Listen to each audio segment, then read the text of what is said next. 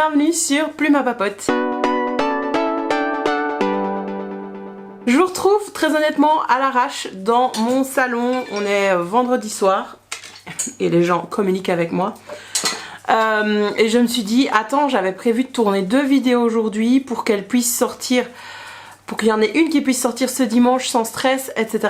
Et à mon avis, j'aurai du mal à filmer demain puisque je suis en stream créatif sur Twitch. Donc on va filmer un petit peu cette papote lecture en urgence parce que là on est au mois d'avril et je me suis rendu compte que je vous ai toujours pas parlé de mes lectures de février. Voilà. Donc il est temps de rattraper ça.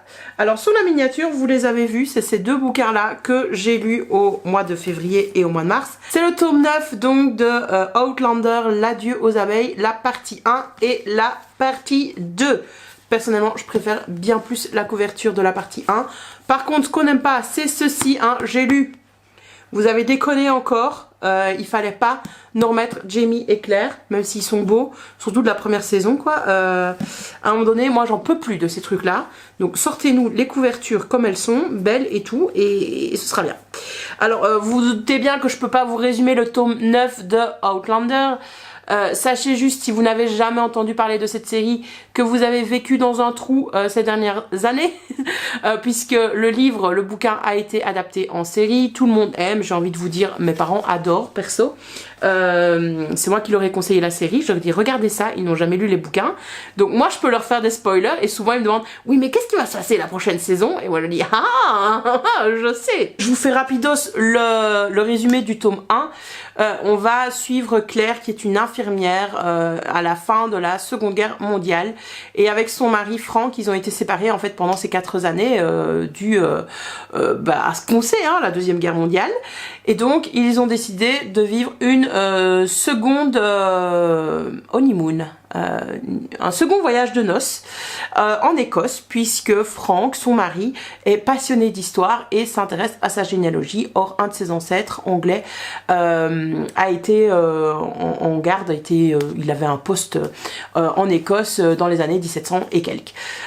Donc ce voyage se passe bien, ils se reconnectent, etc. Sauf qu'un jour, Claire est toute seule dans la lande sur un... Comment ça, Nadune, comment ça s'appelle ce truc des dolmens, voilà. Elle est sur un site donc avec des pierres levées et Claire va traverser les pierres et en fait se retrouver 200 ans en arrière. Donc il y a tout plein de choses, etc. qui se passent et ainsi de suite. Donc là on est au tome 9. Elle est plus du tout en Écosse, elle est plus du tout 200 ans en arrière, mais un petit peu moins. Enfin bref, faut que vous regardiez Outlander. Moi j'aime beaucoup cette saga. Je sais que vous êtes plusieurs de mes abonnés à la lire également.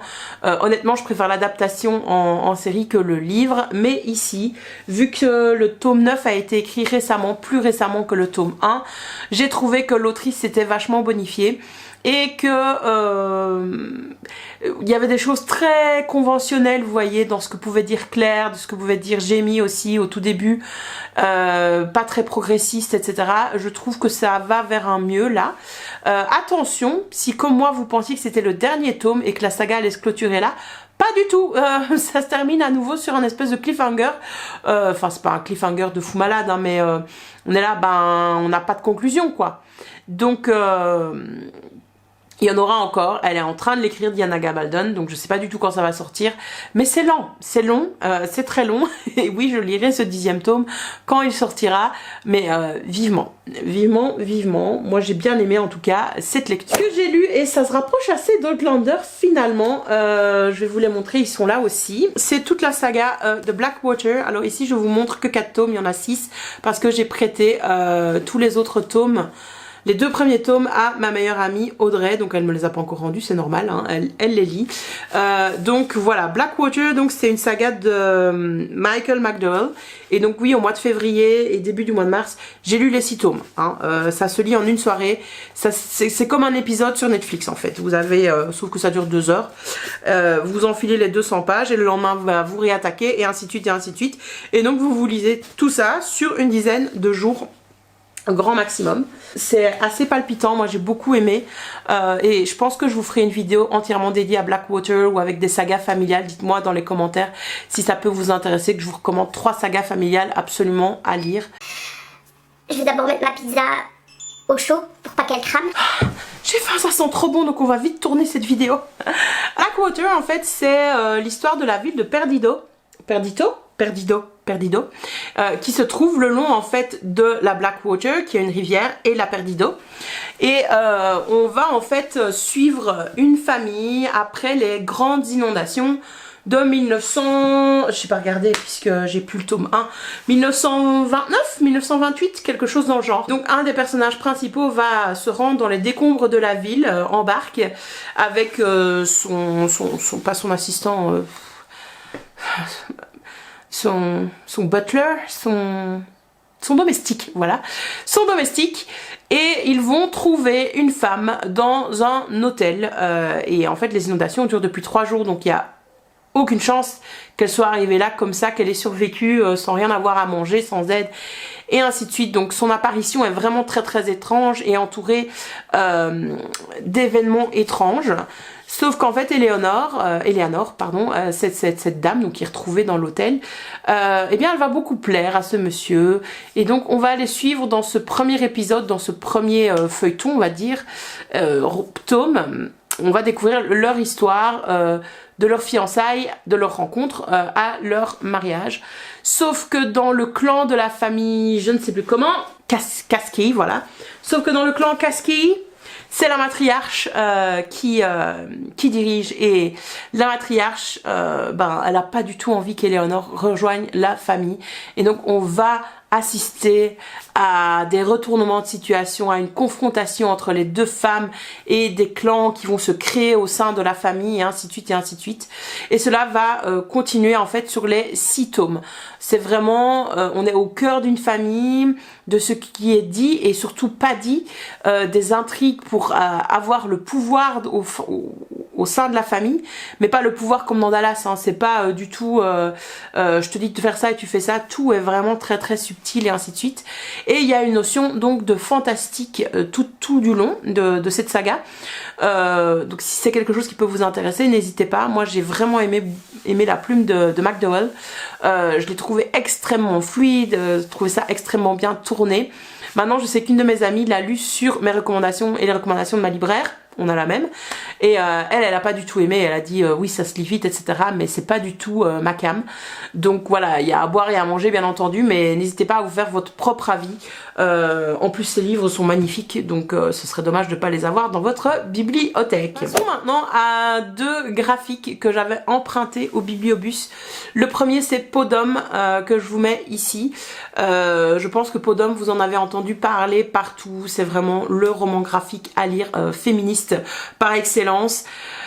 J'ai adoré de bout en bout, et j'ai vraiment apprécié de pouvoir l'emprunter au Bibliobus.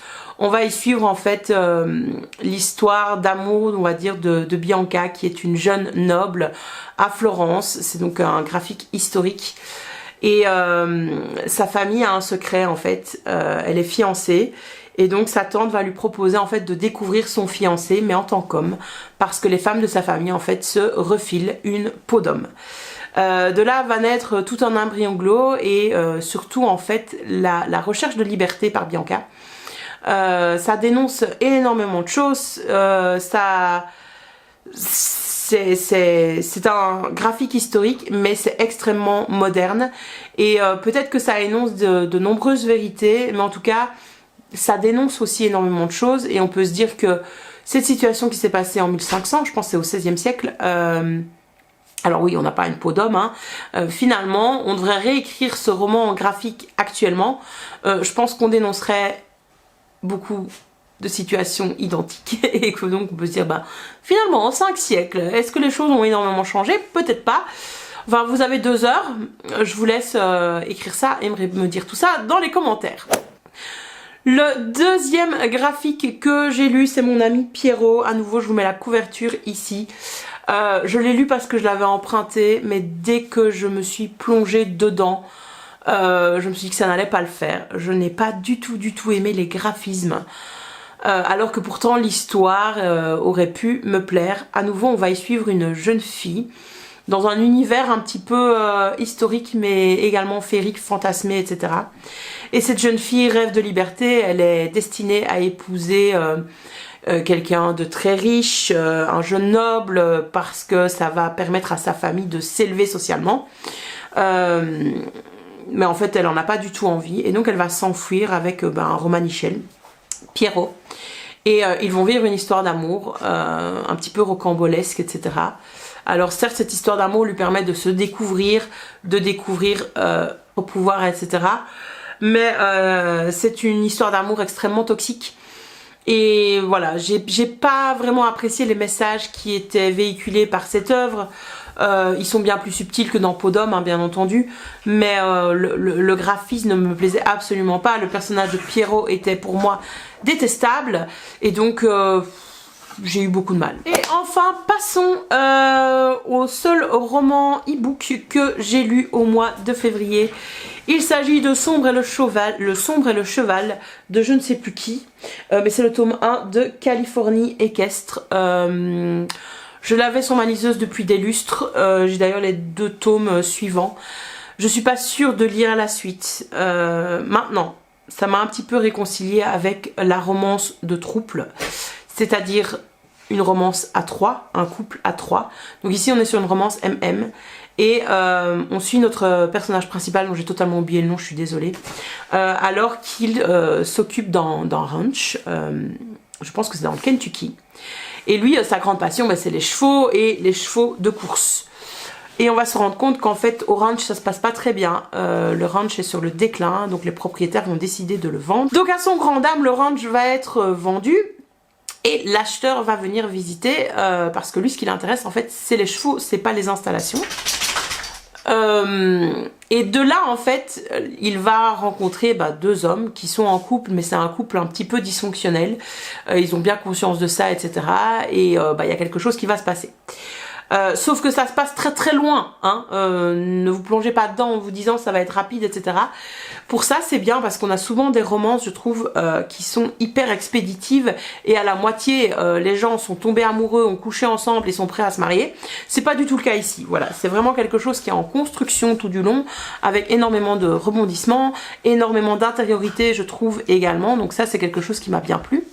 On sent également que l'autrice, elle est fan du monde du cheval et elle s'y connaît parce qu'elle va faire énormément de descriptions au moment où notre héros travaille ses chevaux, prépare les concours, etc., etc.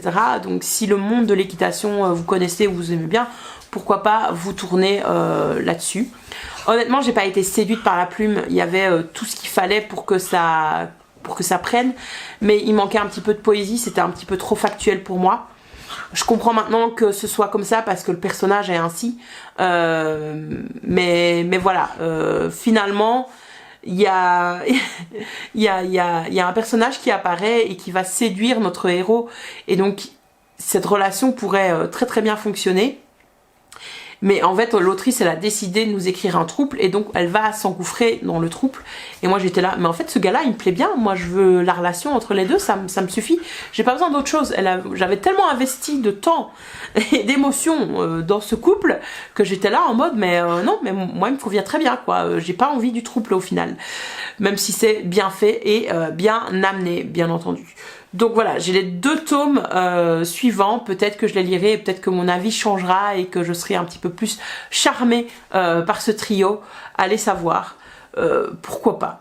Mais donc j'en ai fini en tout cas de vous présenter mes lectures du mois de février. Je vais aller manger et vous laisser là-dessus parce que j'ai très faim.